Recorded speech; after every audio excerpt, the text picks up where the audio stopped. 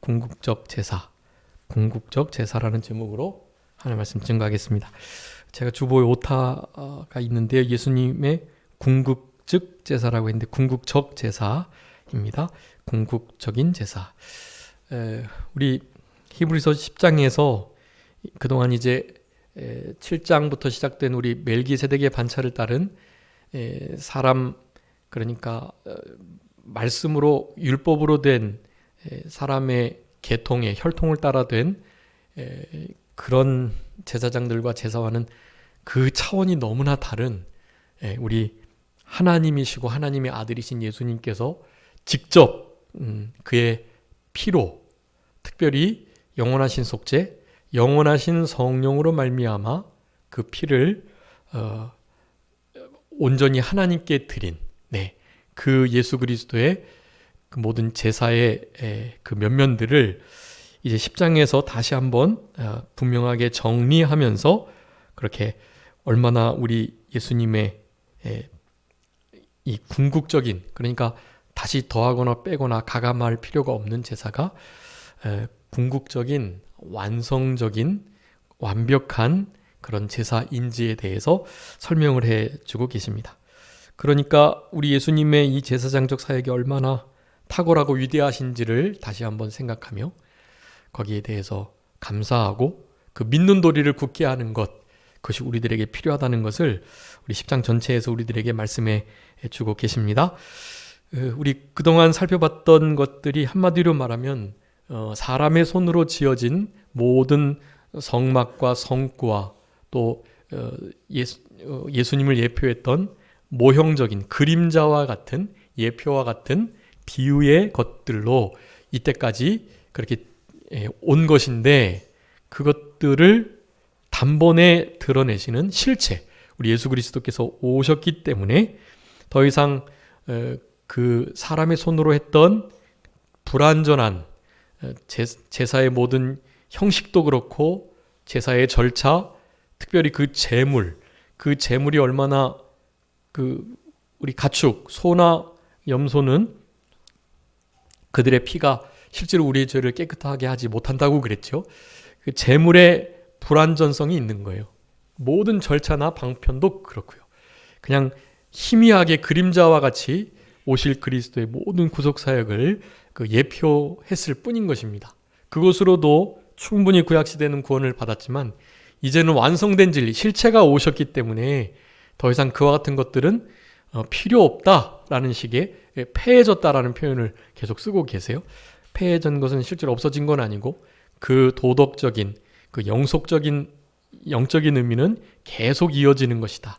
그런데 의식, 의문에 관한 먹고 마시고 또 입고 거주하고 특별히 제사 드리고 그리고 각 때와 절기에 따르는 모든 예식들, 그런 것들이 폐해진 것이다 라는 것을 살펴보면서 이제 우리 주님께서 완성하신 그 희생의 속죄 제사, 그 제사가 얼마나 탁월한지를 설명해 주고 계시는 것입니다.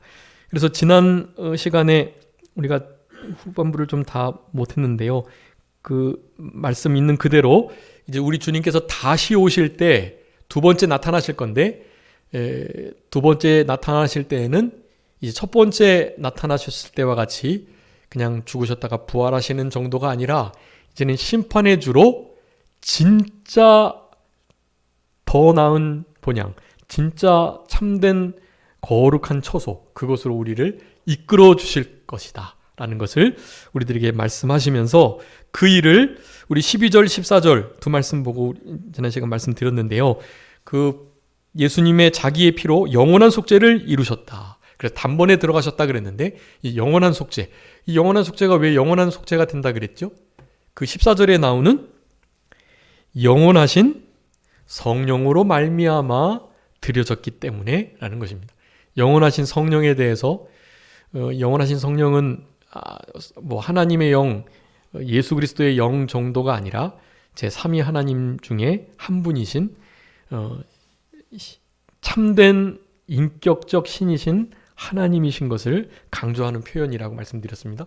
우리 성령님께서 예수님의 탄생하심, 모든 구속사역 내내, 그리고 죽으심, 그리고 부활하심까지 성령 안에서 성령으로 그 일이 다 이루어진 것, 그랬기 때문에 그분을 영원하신 성령이라고 표현하고, 영원하신 성령으로 말미암아 드려진 예수 그리스도의 피, 그렇기 때문에 단번에 우리의 모든 죄를 영원토록 그리고 완전하게 그렇게 해결해 주셨다라는 것을 지난 시간 살펴봤습니다.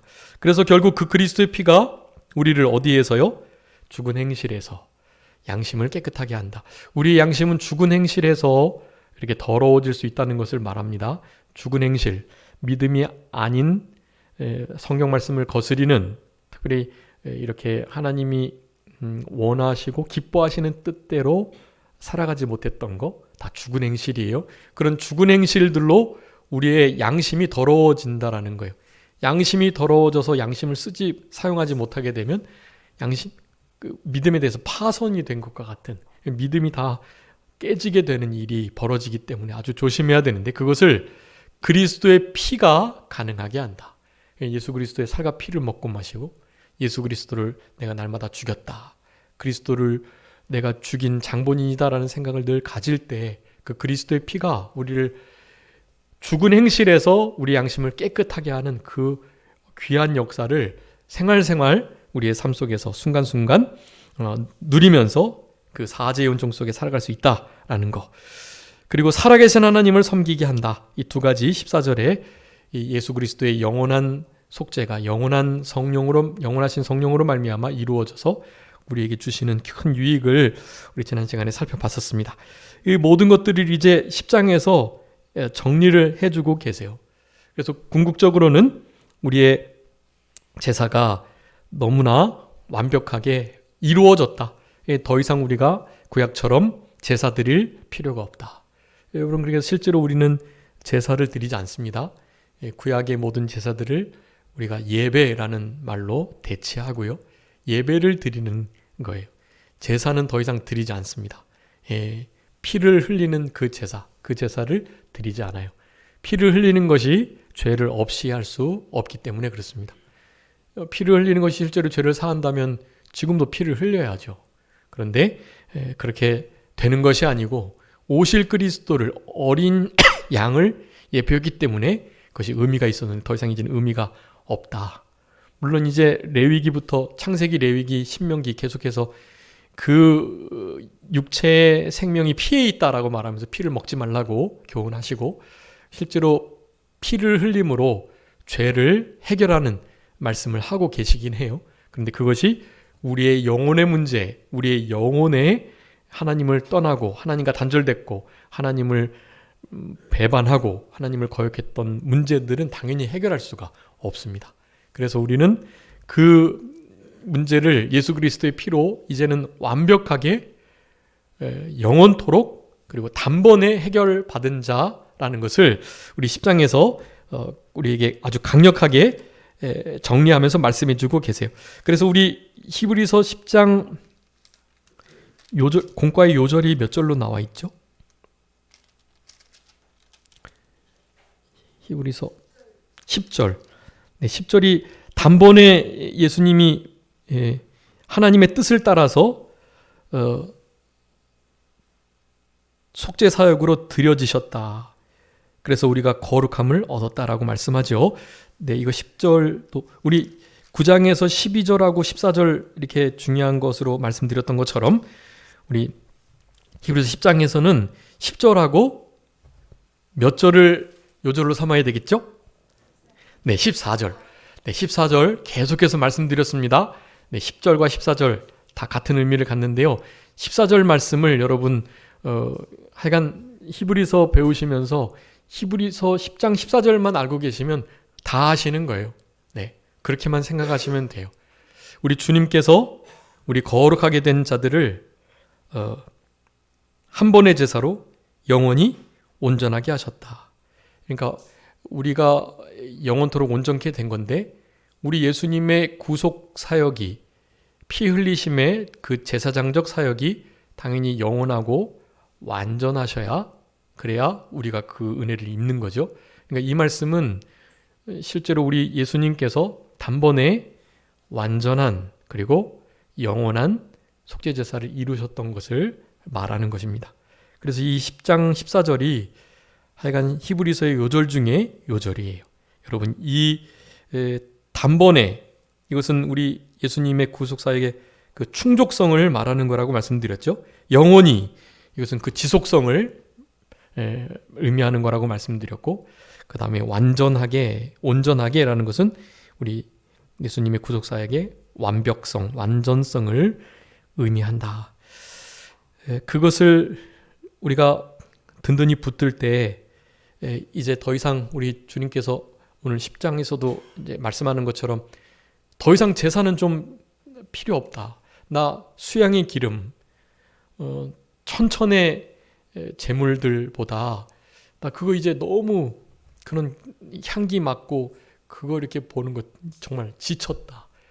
누군가 좀 그 제사 드리는 거 성전문을 좀 닫았으면 좋겠다. 이렇게까지 말씀을 하시면서요. 물론 이제 그때는 그와 같이 제사를 드려야 되는 것이 맞았지만 그들의 심령 상태가 겉으로는 거룩한 척하면서 속으로는 죄 짓고 피 묻은 손을 가지고 거룩한 예물을 바친다고 하니까 이제 주님께서 그런 표현을 쓰신 거예요. 누군가가 좀 성전문을 닫았으면 좋겠다. 죄를 같이 범하는 마음으로 주님을 섬긴다고 하니 한 구멍 안에서 쓴물과 단물이 동시에 나온다고 하니 제발이지 좀 그런 일을 그쳐라 라고 하시면서 말씀하시는 건데요. 궁극적으로는 우리 구약에 예언된 여러 가지 말씀들, 특별히 시편에 있는 메시아 말씀들을 통해서 예수님이 성육신 하셔서 이 땅에 오신다면 더 이상 이제 이 율법에 기록된 어떻게 제사 드려라 하는 그 모든 제사의 모든 방법들이 이제는 예수님으로 완성됐기 때문에 더 이상 필요가 없는 것. 그래서 이제 그 제사 내가 원치 않는다라는 표현들을 우리 하나님께서 선지자들을 통해서 하셨단 말이에요. 그런 말씀들이 우리 예수님의 이 완전하신 구속사역으로 이루어졌다라는 것을 그렇게 설명하고 계시는 것입니다.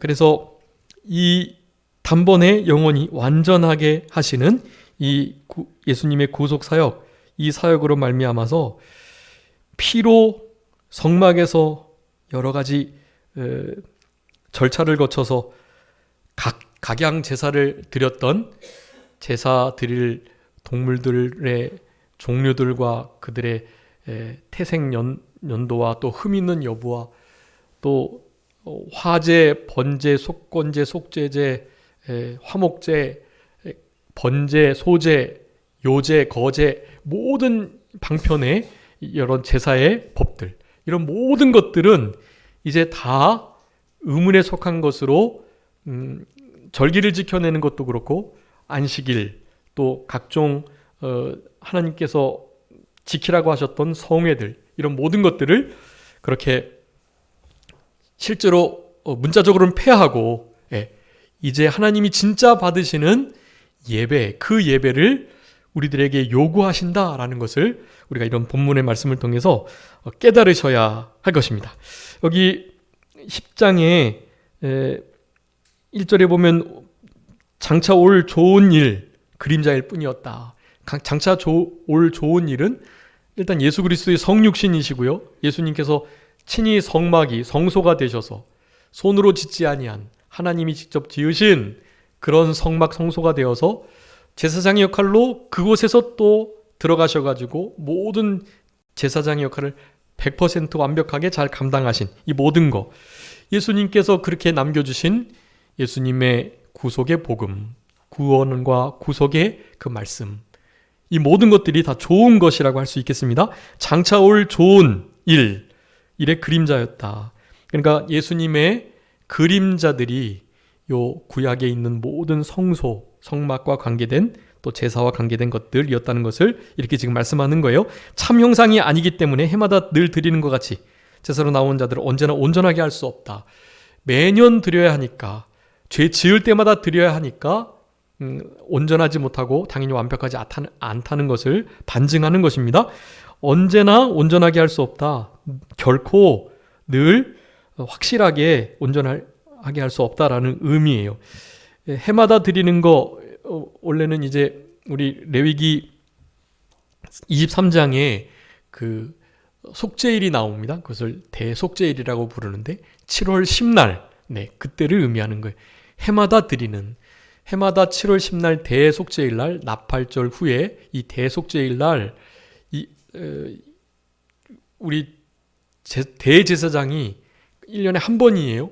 지성소에 들어가는 바로 그날입니다. 그렇게 대속죄일 날 속죄를 하지 않으면, 속죄를 받지 않으시면 그 이후로 아무런 어떠한 제사도 하나님께서 안 받으시는 거예요. 대제사장이 죽으면 제사장이 그들에게 얼굴을 다시 보이지 않으면 그것이 얼굴을 보였다라는 것은 대제사장이 제사를 잘 치르고 그 제사를 하나님께서 받아주셨구나라는 것을 의미하기 때문에 그것이 저들에게는 증거가 되는 거거든요. 근데 그것이 없다면 큰일 나는 거예요. 그래서 그 다음 반차를 따른 대제사장이 들어가가지고 대속죄일 날 속죄의 제사를 드려야만 하는 거예요. 그래서 그것을 받으셨을 때, 그럴 때는 정말 크나큰 사죄의 온천과 기쁨의 날들이 계속 되는 것입니다. 그때 이후로. 그런데 매년 그렇게 해야만 했어요. 매년. 지금도 유대인들은요, 이 대속죄일은 지킨다고 하더라고요. 안식일도 물론 지키지만 지금처럼 오실 그리스도 메시아를 바라보며 그렇게 구원에 이를 만한 믿음으로 지키는 건 결코 아니고요. 그렇지만 형식들이 아직도 남아 있다고 그래요. 그저 신명기 같은 말씀들 암송하고 그 말씀들로 자녀들 교훈하는 것일 뿐, 실제로 그 모든 교훈 속에 숨겨진 그림자처럼 감춰진 예수 그리스도 그 실체를, 메시아를 당연히 발견할 수 없는 것입니다. 이미 오셨는데요. 기다리고 있으니 당연히 그 구약의 형식을 통해서는 메시아를 영접할 수가 없죠. 그러니까 하나님께서 몽둥이를 들어서 이제 치시는 거예요. 구약 이스라엘을 늘 다루셨던 것처럼 지금 그렇게 다루고 계시는 것인데요. 불쌍한 겁니다, 여러분. 우리는 그런 처지에 없었으니까 사실 그것이 얼마나 안타까운지 잘 못 느끼는데요. 만약에 우리가 그 입장이었다면 우리도 아마 그냥 그런 처지에 있었을지 몰라요. 우리도. 그런데 우리는 다행히 그 반차를 따라서 이 셈의 족속이긴 하지만 그래서 신의식이 있고 하나님을 향한 그 간절한 애틋한 정성스러운 마음이 있는 그런 우리들이 돼서 이렇게 주님을 정말로 운 좋게 주님의 은혜 가운데 영접하게 되었는데요. 아마 우리가 그런 상황이었다면 우리도 그 수건을 벗지 못하고 아직도 주님의 영광 가운데 참여하지 못하는 자로 그렇게 있을 가능성이 많아요, 사실은. 그런데 하나님께서 우리를 이렇게 불러주셔가지고 이렇게 예수 그리스도를 메시아, 우리의 구주로 믿게 해주신 은혜는 정말 큰 특권이고 위대하고 평생 감사해야 할 일이세요, 사실은. 이것을 우리는 감사하시면서 지금 아직도 이와 같은 율법에 장차 오게 될 좋은 일을 기다리고 있는 저들을 위해서 여러분 기도해 주시면서 우리들이 하나님께서 우리들에게 요구하시는 그 참된 제사의 삶을 잘 살아가는 우리들이 다 되어야 할 것입니다. 만약에 그렇지 않았다면 섬기는 자들이 단번에 정결하게 되어 다시 죄를 깨닫는 일이 없었을 것이다. 어찌 제사 드리는 일이 그치지 않았으리요. 제사 드리는 일을 계속하는 것을 보니까 당연히 단번에 정결케 하는 일이 없다. 계속해서 매번 순간순간 그 제사를 드려야 한다는 것을 말합니다. 그런데 3절에 보면 그 제사가 해마다 죄를 기억하게 하는 것이 있다라고 말해요. 이것은 율법, 제사의 아주 중요한 유익을 가리키는 것입니다. 해마다 죄를 기억하게 한다. 여러분, 제사를 드릴 때마다 제사 드려라 하면서 어쩔 수 없이 대속죄일, 그리고 1년에 적어도 3번은 얼굴을 하나님께 보여야 되는데요. 제사를 드리러 하나님께 얼굴 보여드리러 나와야 되는 거예요. 그 세 큰 절기, 그 절기 때마다 또 대속죄일 날, 그렇게 다 모여서 절기를 지켜야 되기 때문에 저들에게는 그렇게 절기를 적어도 지킬 때마다 계속해서 한 가지 중요한 그 율법으로 말미암은 유익을 누리게 되는 거예요. 당연히 그 가운데 오실 그리스도 메시아를 사모하게 될 뿐만 아니라 그 제사를 드리면서 제사를 잘못 드리면 죽을 수가 있으니까 죽지 않기 위해서라도 자기를 깨끗하게 하고 죄를 찾아가지고 해결해야 할 일이 있는 거예요. 그래서 율법은 여러분 이와 같이 제사들은 죄를 기억하고 생각나게 한다.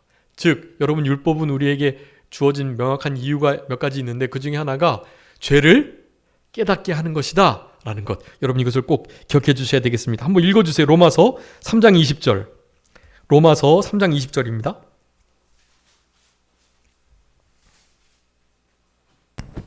그러므로 율법의 행위로 그의 앞에 의롭다 하심을 얻을 육체가 없나니 율법으로는 죄를 깨달음이니라. 아멘. 여러분 율법은 죄를 깨닫는 거예요. 그것을 지켜서 행해서 구원받으라고 주시는 게 아니에요. 여러분 우린 율법을 볼수록 율법을 통해서 우리는 십계명을 통해서 내가 얼마나 죄인이었나, 내가 지금 무슨 죄를 짓고 있나 이런 것을 계속해서 찾게 되는, 율법이 없으면 죄가 죄인지 모르게 되는 거예요. 네. 물론 그래서 우리 안에 양심이라는 것을 주셨기 때문에 양심이 율법이 되어 실제로 율법을 받지 못하는 이들에게도 하나님은 공정하고 공정하게 정대하게 그렇게 죄를 물으실 수 있는 거예요. 양심의 율법 기능 그것이 있기 때문에 그래요.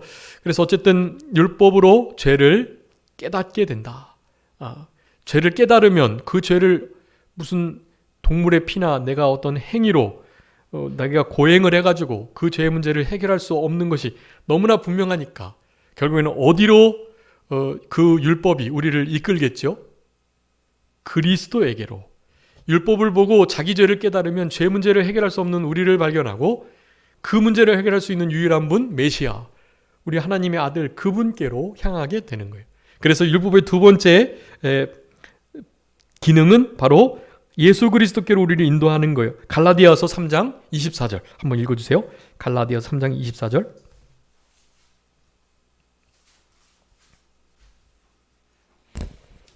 이같이 율법이 우리를 그리스도께로 인도하는 초등교사가 되어 우리로 하여금 믿음으로 말미암아 의롭다함을 얻게 하려 함이라. 아멘. 율법이 어디로 인도한다고요? 그리스도께로 우리를 인도하는 초등교사, 앞서가는 스승, 선생님이 된다는 거예요. 율법이. 우리는 율법을 통해서 그리스도를 발견하면 돼요. 내 죄를 발견하고 죄를 해결할 수 없음을 인하여 그리스도의 그 은혜에 참여하기를 간절히 바라는 그 마음으로 기울어지면 되는 거예요. 율법은 거기에 쓰임이 되는 거예요. 그러면 예수 그리스도는 우리를 어디로 인도하시겠죠? 우리를 거룩하고 흠없게 하여 하나님께로 인도하게 됩니다. 한번 찾아주세요. 베드로전서 3장 18절. 베드로전서 3장 18절. 그리스도께서도 단번에 죄를 위하여 죽으사 의인으로서 불의한 자를 대신하셨으니 이는 우리를 하나님 앞으로 인도하려 하심이라. 육체로는 죽임을 당하시고 영으로는 살리심을 받으셨으니. 아멘. 우리 예수 그리스도께서 우리를 어디로요? 하나님 앞으로, 하나님의 그 공의로우신 심판대 앞으로 예수 그리스도 자신의 피를 묻히셔서 우리를 인도하시는 거예요. 그럼 우리 하나님 앞에서 우리는 하나님 앞에서도 그 준엄하신 하나님의 눈동자 앞에서도 우리는 의롭다. 내 아들이고 내 백성이다. 천국 시민이다라는 자격을 얻게 되는 것이, 이건 예수 그리스도께서만이 하실 수 있는 것입니다.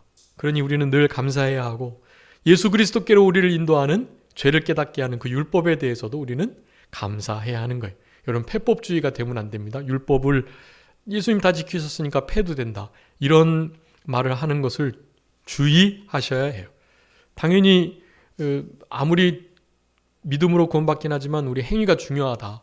행위가 없으면 믿음 가짜일 수밖에 없으니까 믿음 구원 못 받은 거다, 이렇게 말하면서 행위를 강조하는, 여러분 요즘에 그 신학적인 큰 흐름 가운데 하나가요, 사도 바울의 이게 신관점이 있는데요.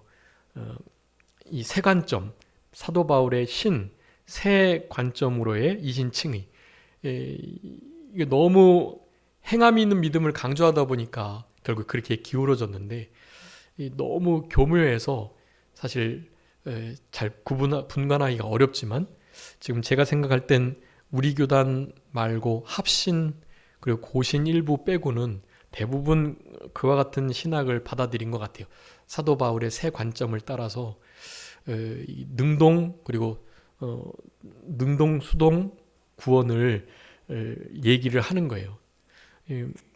이렇게, 그러니까 우리 입장에서는 구원에 관해서는 신인 협력이 필요 없지만, 그러니까 구원은 주님께서 우리에게 그냥 구원의 밧줄을 착 감아주시는 거라고 우리는 성경을 본단 말이에요. 그래서 우리는 그 구원을, 그 은혜를 저항할 수 없어요. 그렇게 믿기로 작정된 자는 구원 받게 되는 거예요. 그것이 성경의 아주 중요한 원리거든요. 그런데 점점 그것이 희석돼서 아니다. 우리가 거부하면 하나님의 은혜를, 그 구원의 예정을 거부할 수 있다. 그리고 구원에 관해서도 우리의 행위가 따라야 된다. 회심과 그 회심의 역사, 사죄, 하나님께 회개하는 것과 믿음을 고백하는 것, 그 회심의 역사가 중요하기 때문에 우리 안에 그런 행위가 있어야 된다. 그렇게 이제 말을 한단 말이죠. 여러분, 그래서 그걸 잘 구분하셔야 돼요. 이 회심, 우리가 회개하고 믿는 것조차도 주님이 전적으로 주셔야 되는 거예요. 그러니까 우리가 그것을 어떻게 구원을 얻는 데에 대해서는 내가 무언가 협력하는 것이 하나도 없어요. 그래서 구원에 관해서 신인 협력은 맞지 않아요. 근데 결국에는 이 사도 바울의 세 관점은 그것을 말해요. 구원에 관해서도 우리 인간이 해야 될 게 있다. 죄도 스스로 고백하고 믿는다고 하나님께 자백하고 이런 거 해야 된다. 그거 없으면 안 된다. 이런 식으로 이제 말하는 거예요. 여러분, 아닙니다. 우리가 회심의 역사가 없는 것처럼 보여도 하나님께서 우리를 전적으로 구원하실 수 있어요. 이게 참 중요한 거예요.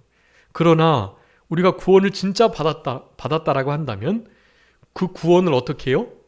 두렵고 떨림으로 이루어가는 면에서는요, 신인 협력이 필요해요. 그때는 내가 나의 힘과 시간과 노력을 들여서 구원을 점점 이루어가야만 하는 거예요. 거기에는 협력이 필요하지만, 물론 그 협력 안에서 내가 어떻게 힘써서 한다라는 것조차도 오늘 오전에 말씀드렸던 것처럼 우리 주님의 말씀을 바라는데 내가 주님의 말씀을 바라나이다 라고 내가 뭔가 하는 것 같지만, 성경에서 시편 59편에서 뭐라고 말해요? 하나님이 주시는 힘으로, 하나님의 힘으로 내가 주님을 바라겠나이다 그러잖아요. 딱 그거예요. 실제로 우리가 노력하는 것조차도 하나님이 그렇게 해 주셔야 돼요. 그러니까 사실 우리는 구원을 이루어가는 것조차도 내가 했다 할 수가 없는 존재라는 것을 우리 양심이 아는 거예요. 나에게 그렇게 할 수 있는 힘과 능력을 그분이 주셨으니까 내가 그렇게 해서 구원을 조금이나마 이루어 나가고, 벌거벗은 것과 같은 그냥 생짜 천국에서 아무것도 희생하지 않고 하나님 위해서 봉사하지 않고 그런 자들로 드러나지 않는 유일한 이유는 주님께서 나를 그렇게 하게끔 해주셔가지고 그런 거라는 거예요. 그렇지만 그 일을 주님께서 하게끔 해주시는데 그것을 내가 순종하고 또 내가 결단하고 내가 힘써야 할 부분이 당연히 있죠. 그런 면에서 구원을 이루어가는 데는 신인 협력의 역사다. 그렇지만 구원을 받는 것은 신인 협력이 절대로 아니다라는 것을 여러분 기억하셔야 돼요. 그것만 일단 기억하시면 사도 바울의 세 관점은 잘 구분해낼 수 있어요. 너무 교묘하게 다가와서 문제긴 한데 어쨌든 그런 것들을 조심하시면서요, 율법을 결코 안 좋은 것으로, 폐해야 될 것으로 여기지 않으셔야 하겠다라는 것. 여러분, 이 두 가지 너무나 중요한 기능, 죄를 깨닫게 하고 예수 그리스도께로 우리를 이끄시는 일, 그것을 율법이 한다. 또 부가적으로 두어 가지 더 말씀드리면 갈라디아서 2장 16절에 있는 것처럼 우리의 행위를 의지하지 않고 오직 믿음으로만 구원할 수 있도록, 우리는 율법을 행함으로 구원을 얻을 자가 하나도 없다. 네, 한 사람도 없는 거예요. 믿음으로만이 율법의 행위, 율법의 문제들을 해결할 수 있어요. 그 믿음을 가진 자가 성령으로 말미암아서 하나님의 말씀도 율법도 준행해 나갈 수 있는 거예요. 율법의 요구를 이룰 수 있는 것은 우리 자신이 아니요, 우리 안에 계신 성령님께서 힘 주실 때, 그럴 때에 가능하다. 행위가 중요한 게 아니라 행위는 결코 율법을 행함으로 구원 얻을 수 없다는 것을 이 율법 자체가 우리들에게 나타내 주시는 거예요. 아주 중요합니다. 그러면서 우리 히브리서에서 말씀하고 있는 건데요. 히브리서 7장에 아주 중요한 율법의 역할이 나옵니다. 19절 한번, 7장 19절 한번 읽어주세요. 율법은 아무것도 온전하게 못할지라 이에 더 좋은 소망이 생기니 이것으로 우리가 하나님께 가까이 가느니라. 아멘. 이 율법으로는 뭐 할 수 없다고요?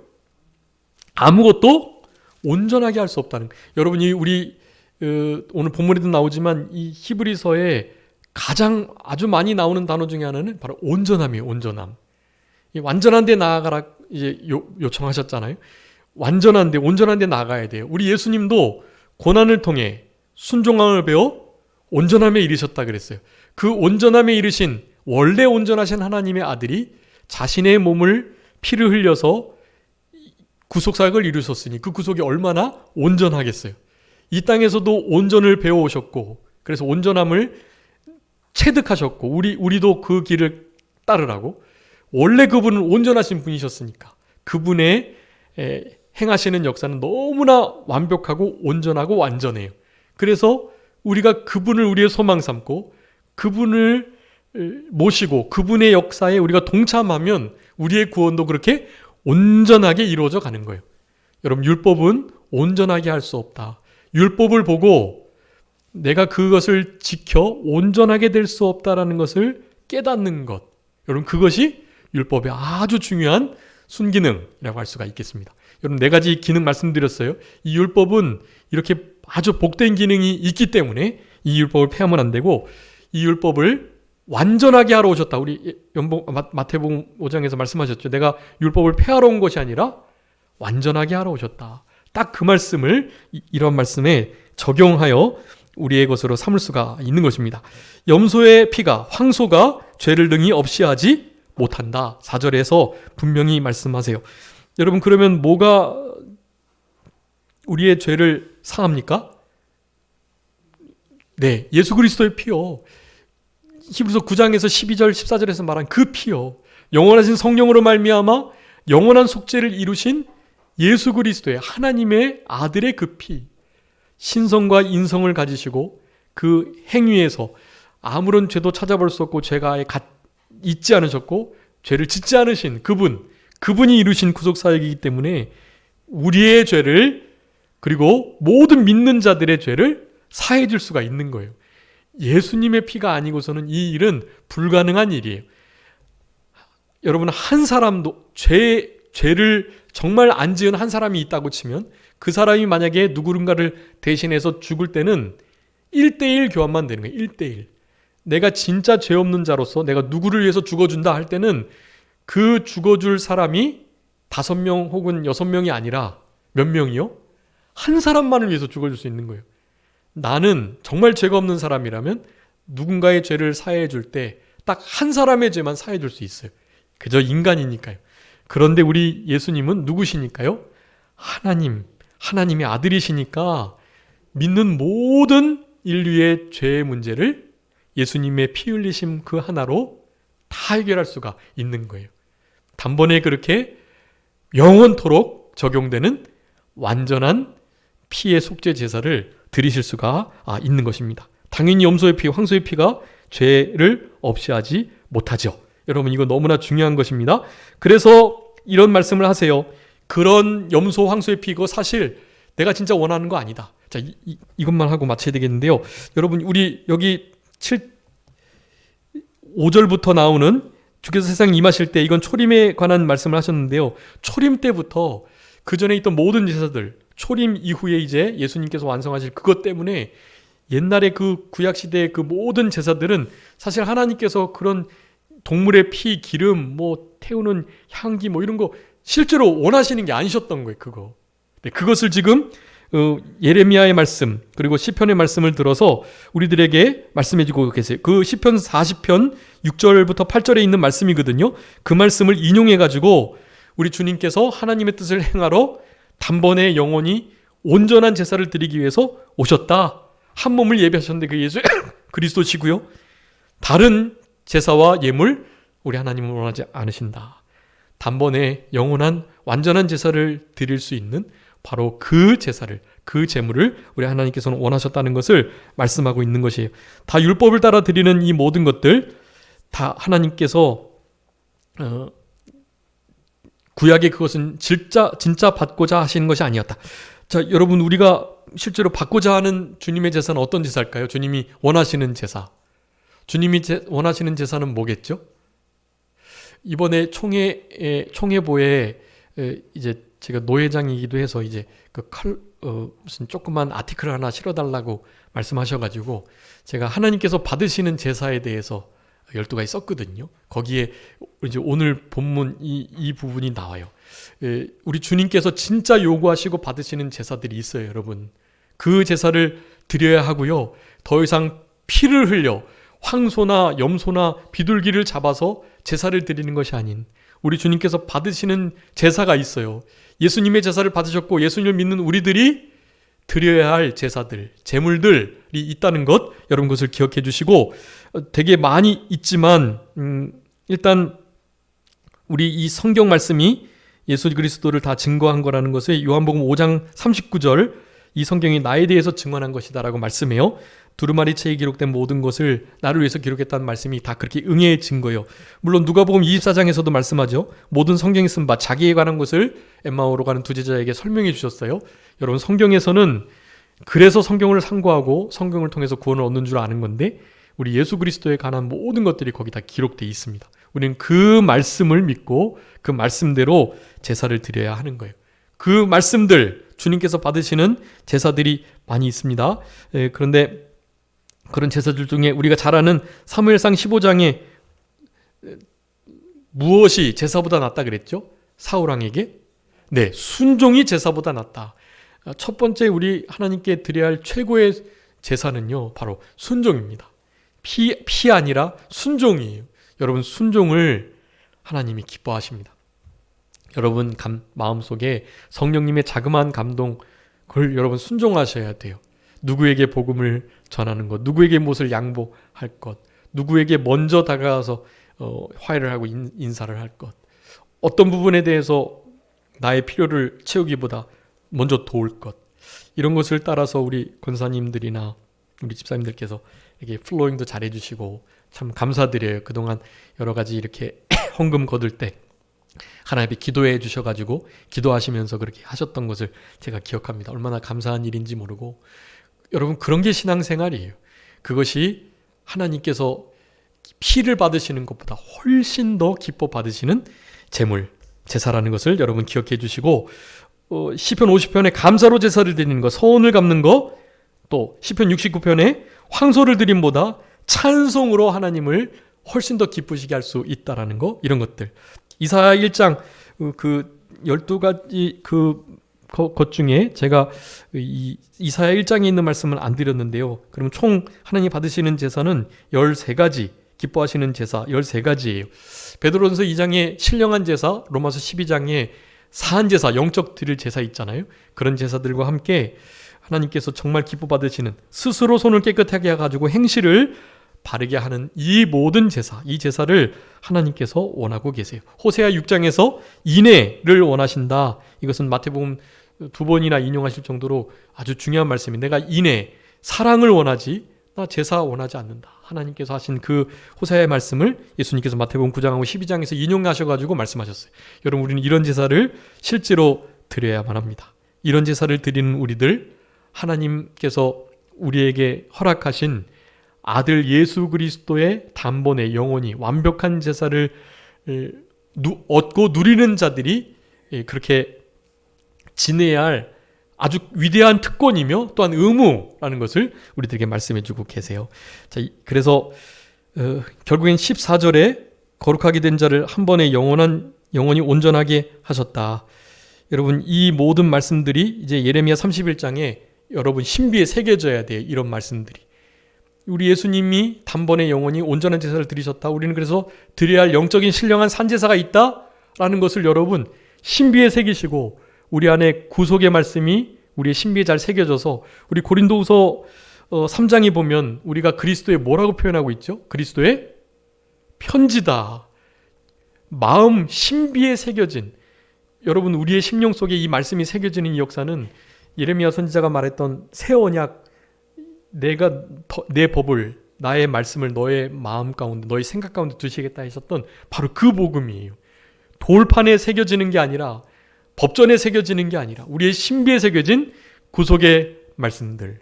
여러분 이런 말씀들이 우리가 신앙생활을 하면서 구원을 잘 이루어가게 할 뿐만 아니라 다른 사람들에게 그리스도의 향기, 그리스도의 편지, 그리스도의 빛과 소금의 역할을 감당하게 하는 아주 중요한 원천이 된다는 사실, 여러분 이것을 기억하시고 우리에게 단번에 영원히 완벽한 제사를 통해서 사죄의 은총과 영원한 구원의 소망을 허락하신 우리 주님께 감사 감격하시면서 우리가 드려야 할 영적인 신령한 제사, 산제사, 이 제사를 힘써서 남은 때 드리시는 우리 모두가 되어야 되겠습니다. 자, 기도하겠습니다. 살아계신 우리 아버지 하나님 감사합니다. 율법으로는 아무것도 온전케 할 수 없다고 하셨는데 자기를 힘입어 하나님께 나아가는 자들을 온전히 구원하실 수 있다고 말씀하시며 영원하신 성령으로 영원한 속죄를 이루신 단번에 영원토록 완전한 제사를 드려주심으로 우리들에게 값없이 이 위대한 특권과 은혜의 구원의 역사를 허락해 주신 것을 늘 감사하면서 이 은혜를 무엇으로 보답할까 하면서 남은 때 우리 주님께서 우리에게 맡겨주신 참 제사, 영적인 신령한 제사, 산돌같이 지어지는 하나님을 기쁘시게 하는 이 복된 제사의 역사를 우리의 예배 가운데, 우리의 일상생활 가운데 늘 맛보고 누리면서 하나님께 영광을 돌리며 승리할 수 있는 우리들이 될 수 있도록 아버지 하나님 은총을 더하여 주시옵소서. 우리에게 베풀어 주신 이 구원의 은혜와 사랑 다시 한번 감사하며 한순간도 이 사죄의 은총과 구원의 감사와 감격을 잃어버리지 않고 이것을 빼앗아가려고 하는 마귀의 세력들을 늘 이겨내면서 순간순간 승리하면서 우리의 성령 안에서 의와 평강과 희락, 이것이 하나님의 나라인 것을 기억하며 이와 같은 마음으로 하나님을 섬기는 자, 하나님께도 칭찬받고 다른 사람들에게도 인정받는 그런 복된 인생길 걸어갈 수 있겠다 하셨사오니 그와 같은 삶으로 하나님께 영광을 돌리는 우리 모두가 되게 해 주시옵소서. 모든 것 주님께 맡기옵고 살아계신 예수 그리스도의 이름으로 기도 올리옵나이다. 아멘.